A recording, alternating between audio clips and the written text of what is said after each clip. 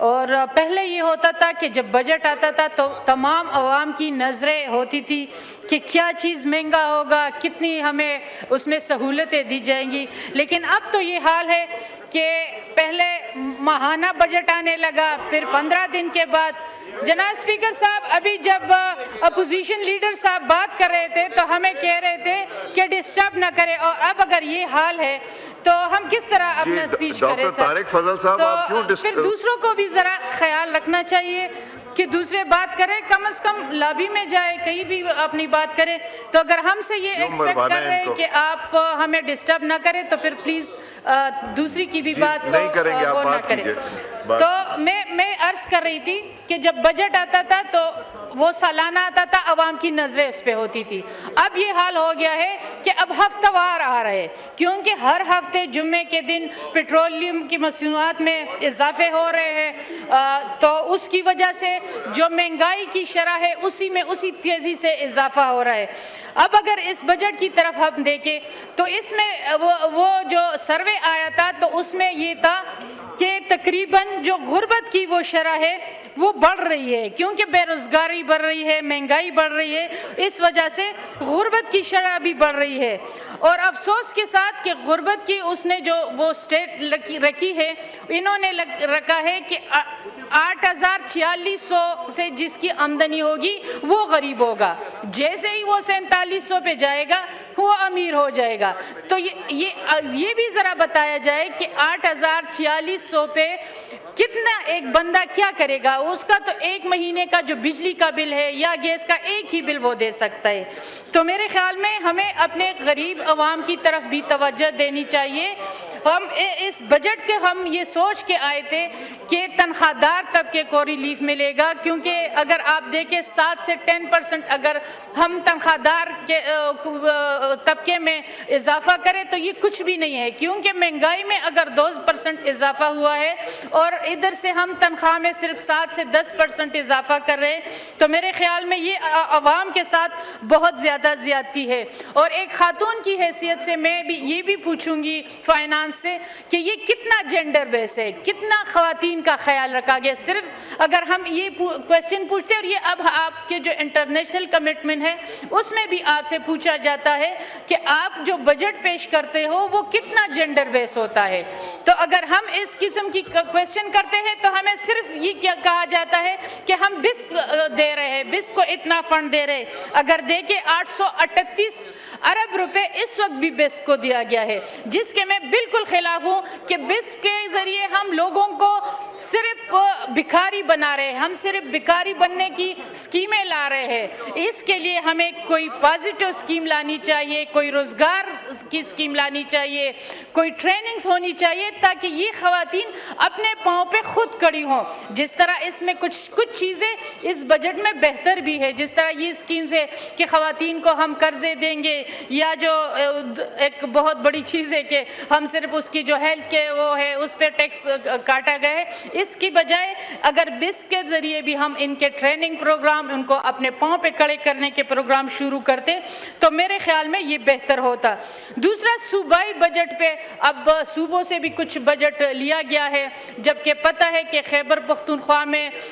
جو line order کی situation ہے، جو وہاں پہ مہنگائی کی سچویشن ہے، تو میرے خیال میں ہمیں صوبوں کو زیادہ فنڈز دینے کی ضرورت ہے. بجائے اس کے میں تو یہ کہوں گی کہ ایک تو ہمارا کے پی کب سے بجٹ بھی لیا گیا اور دوسرے وزیر اعظم صاحب نے ظلم بھی کیا کہ پاؤں پہ پاؤں رکھ کے اس کے ساتھ تصویر بھی بنا لی. تو یہ تو اور زیادتی ہمارے ساتھ صوبے کے ساتھ ہوئی. لیکن یہ ہے کہ ہمارے صوبے کے جو ضم اضلاع ہے اس میں اگر یہاں پہ ہم بات کرتے ہیں تو صرف 98% بجٹ رکھا گیا ہے، جبکہ 10 سال ان کے ساتھ وعدہ کیا گیا تھا کہ 10 سال تک ہم جو ضم اضلاع ہیں ان کو 100 ارب روپے ہر سال بجٹ دیا جائے گا، جس پہ ابھی تک تقریباً 7واں 8واں سال ہو گیا ہے، لیکن وہ بجٹ ان کو مہیا نہیں کیا گیا اور نہ ہی نیا NFC دیا جا رہا ہے. اگر آپ دیکھیں تو صوبوں کو وہی پرانے NFC 7ویں NFC پہ لیے جا رہے ہیں. تو نیا NFC بھی لانا چاہیے، اور یہ صوبے کے لیے خیبر پختونخوا کے لیے اس لیے ضروری ہے کہ ضم اضلاع کو بھی اس کا حصہ ملیں گا۔ اگر ہم دیکھ لیں تو زم اضلاع کا تقریباً 4.5% NFC بنتا ہے، پھر بھی ہم نے یہاں پہ جب اس کی انضمام ہو رہی تھی تو یہ کہا گیا تھا کہ ہم 3% دیں گے، لیکن افسوس کے ساتھ کہنا پڑتا ہے کہ ابھی تک وہ 3% بھی ہم نے ان کو پرووائڈ نہیں کیا گیا۔ تو میرے خیال میں اس پہ کے لیے بہت زیادہ ضروری ہے۔ دوسری چیز، جو ہمارا ملک ہے وہ ایک زرعی ملک ہے، ہمیں اپنی زراعت پہ توجہ دینے کی ضرورت ہے۔ جو یہاں پہ اگر ہم دیکھتے ہیں تو جو عام استعمال کی چیزیں ہیں اور زراعت میں جو کھادیں ہیں یا جراثیم کش ادویات ہیں،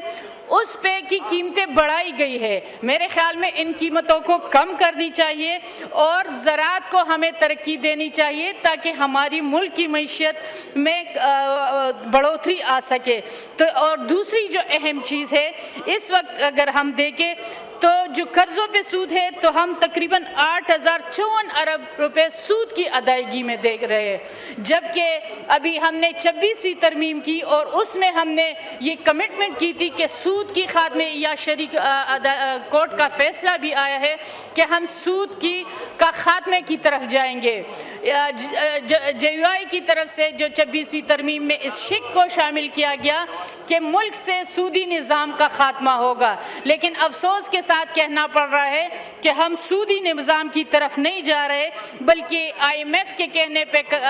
ہم چل رہے ہیں، انہی کے کہنے پہ ہم نے یہ بجٹ بھی بنایا ہے اور اسی انداز سے ہم اس بجٹ کو لے رہے ہیں اور سودی نظام کی خاتمے کی بجائے ہم اور بھی سودی قرضوں میں پستے جا رہے ہیں۔ تو میرے خیال میں ہمیں ضرورت ہے کہ یہ سودی نظام سے ہم نکلیں اور ملک کو اپنے پاؤں پہ کھڑا کرے، کیونکہ اگر جس طرح اس بجٹ سپیچ جو شروع ہوئی تو اس میں بھی ہمارے جو فائنانس منسٹر تھے انہوں نے بیان المرصوص سے شروع کیا، اور اس وقت قوم آپ کی لاکھ غلطیاں ہوں لیکن بیان المرصوص میں کامیابی پہ قوم نے آپ کی وہ غلطیاں معاف کر دی۔ قوم آپ کے ساتھ میں ایک اچھی پیش رفتی فیلڈ مارشل کی یا ہماری وزیر اعظم کی ٹیم جو اس خطے میں امن کے لیے جو اس وقت کردار ادا کر رہے ہیں، تو پاکستان بہت اچھی پوزیشن پہ آیا ہے۔ اس لیے عوام بھی چاہتی ہے کہ ان فیصلوں کی وجہ سے یا جو کامیابیوں کی وجہ سے جو ہمیں بیان مار کے حق میں ملی، یا جو ابھی ہم اس خطے میں ایران امریکہ کے لیے جو ہم کر رہے ہیں، تو ان کا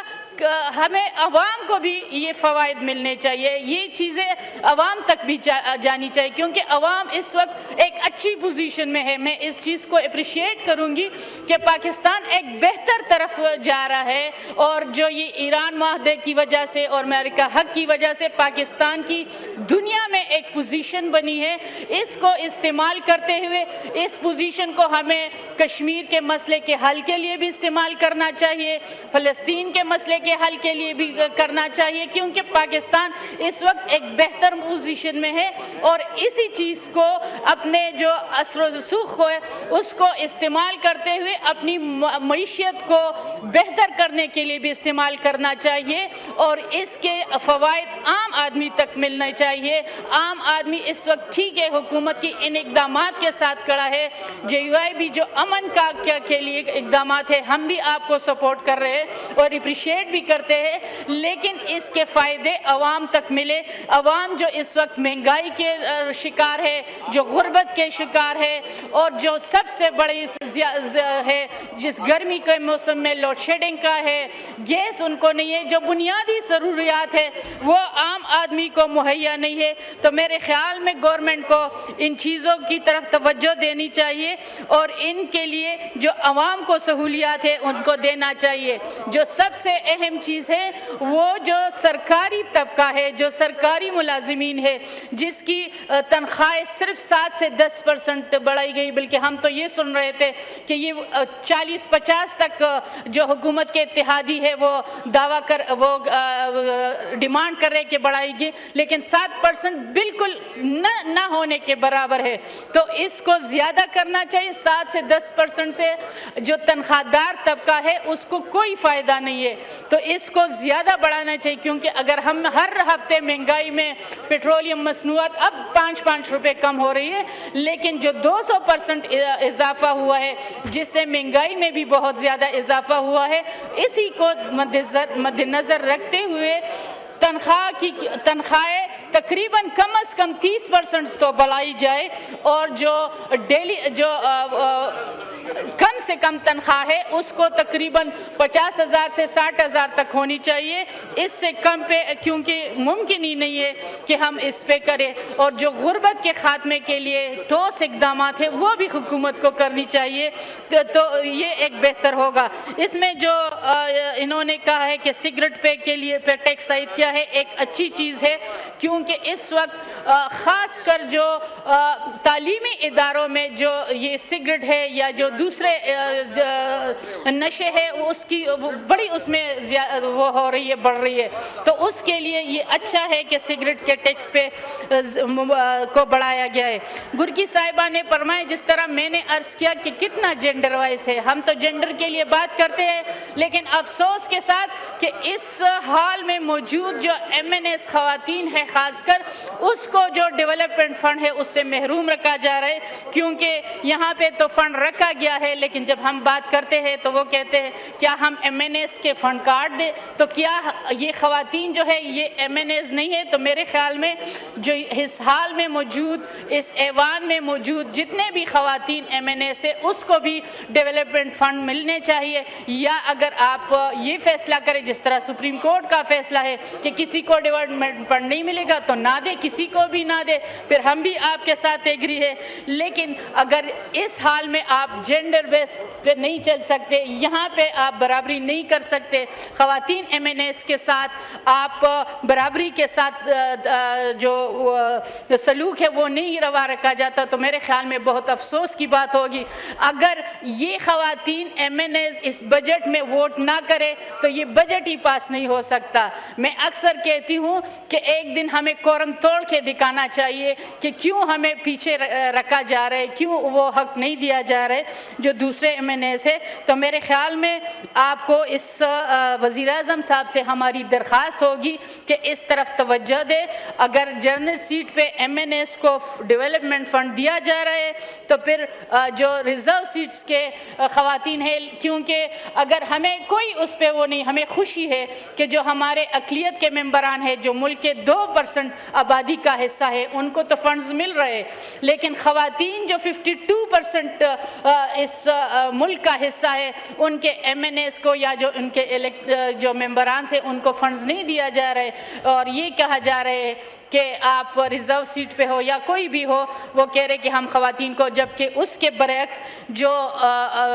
اقلیت ہے ان کو فنڈز فراہم کی گئی ہے ان سب کو۔ تو میرے خیال میں اس طرف ہماری وزیر اعظم صاحب سے ریکویسٹ ہوگی کہ اس کو وہ کرے، اس پہ نظر ثانی کرے اور خواتین کو بھی اپنے وہ دے۔ دوسری جو اہم چیز ہے وہ جو میں عرض کر رہی تھی کہ جو صوبوں کا حصہ ہے، کیونکہ ہمارے جو خیبر پختونخوا سے اس وقت ہم صوبے تو اس طرف دیکھتے ہیں کہ مرکز سے ہمیں کتنا حصہ ملے گا تاکہ اس لحاظ سے ہم پھر اپنا بجٹ بنا سکے۔ تو ایک طرف اگر NFC نہیں مل رہا، دوسری طرف اس وقت ڈیمانڈ بھی کیا جا رہا ہے کہ صوبے اپنے حصے کا ہمیں کچھ فنڈ دے، تو میرے خیال میں اس کی طرف دیکھنی چاہیے کہ پھر صوبوں میں جو ترقیاتی اسکیمیں ہیں وہ آگے کیسی جائے گی۔ اگر میں خیبر پختونخوا کی بات کروں تو آلریڈی ادھر ترقیاتی کوئی اہم منصوبے ہمیں نظر نہیں آتے، ہمارے لوگ ویسے بھی غربت کے لکیر کے نیچے ہے، ویسے بھی بے روزگاری بڑھ رہی ہے، کوئی بڑی اسکیم اس وقت خیبر پختونخوا میں نہیں ہے، جبکہ اس بجٹ کو اگر ہم نے دیکھے تو سب سے زیادہ فنڈ سندھ کو ملا ہے، اس کے بعد پنجاب کو ملا ہے، اور خیبر پختونخوا میں سب سے کم فنڈ اس کو فراہم کیا گیا ہے۔ تو میری ریکویسٹ ہوگی کہ خیبر پختونخوا پختونخوا کے حالات کو دیکھ کے ان کو زیادہ سے زیادہ فنڈز اور ان کی زیادہ سے زیادہ اسکیمیں اس بجٹ میں ہونی چاہیے، جو افسوس کے ساتھ نہیں ہے۔ اسی طرح اگر ہم زم اضلاع کی بھی دیکھیں تو کوئی بڑے منصوبے زم اضلاع کے لیے بھی نہیں ہے، صرف ان کے لیے وہی 95 سنا تو ہم نے 67% تھا، لیکن شاید کچھ چیزیں تنخواہ وغیرہ ملا کے یہ اس میں بجٹ میں جو ریفلیکٹ ہوا ہے وہ 95% ہے، جبکہ وعدہ ہم جس طرح میں نے عرض کیا 100 ارب روپے کا ہوا ہے، تو کم از کم یہ 100 ارب روپے تو پورے اس کے لیے زم اضلاع کے لیے دیے جائے، تو پھر جو ادھر کی جو صورتحال ہے، جو لا اینڈ آرڈر کی صورتحال ہے، جو ان امپلائمنٹ کی صورتحال ہے، اس پہ قابو پایا جا سکے۔ تو جناب اسپیکر صاحب یہ چند چیزیں تھی جو میں آپ کے اس میں وہ لانا چاہ رہی تھی۔ آپ کا بہت بہت شکریہ جی، تھینک یو۔